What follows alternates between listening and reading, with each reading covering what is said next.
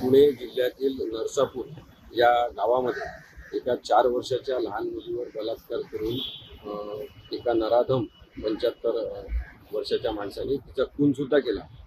ही अत्यंत हृदयद्रावक अशी घटना आहे। त्या परिवाराचं दुःख आपण कोणी समजून घेऊ शकत नाही। भावना आपल्या सगळ्यांच्याच कुटुंब म्हणून येत असतील, त्याला शिक्षा झालीच पाहिजे असं आपलं म्हणणं असेल ते सगळ्यांचंच आहे। आणि या केसमध्ये 101% त्या माणसाला फाशीची शिक्षा होणार हे कायदेशीर वास्तव आपण लक्षात घेतलं पाहिजे। परंतु याचा अर्थ मग राज ठाकरेंनी काही विधान करायचं, बेताल स्वरूपात विधानं करून लोकांना कायदा हातात घेण्यासाठी प्रवृत्त करायचं आणि सांगायचं की या माणसाच्या हाल करून त्याला मारा, रस्त्यावर त्याला खिचून मारा, आपणच त्याला शिक्षा द्या, असं त्यांनी विधान केलेलं आहे। त्याचबरोबर प्रवीण तरडे हे जे फिल्म मेकर आहेत त्यांनी सुद्धा अशा प्रकारचं विधान केलं की त्या आरोपीला जो मारून टाकेल त्याला आमदार खासदार करा। मग प्रवीण तरडे स्वतःच का जात नाही? त्यांनी स्वतःच त्यांना मारायचं आणि खासदार किंवा आमदार व्हायचं। आमदार आणि खासदार होण्याचे जे कायदेशीर निकष आहेत ते तुम्ही आता बदलणार का?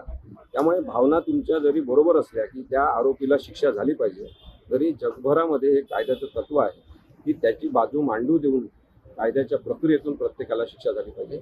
आणि त्यामुळे माझं हे म्हणणं आहे की राज ठाकरे सारख्या जबाबदार नेत्यांनी जे वक्तव्य केलेलं आहे ते कायदा हातात घेणं, लोकांना कायदा हातात घेण्यासाठी भडकाऊ स्वरूपाचं विधान करणं हे चुकीचं आहे। याच्यातून बेकायदेशीरता वाढेल, म्हणून राज ठाकरेंना पोलिसांनी समज दिली पाहिजे की याच्यानंतर त्यांनी असे वक्तव्य करायचे नाही।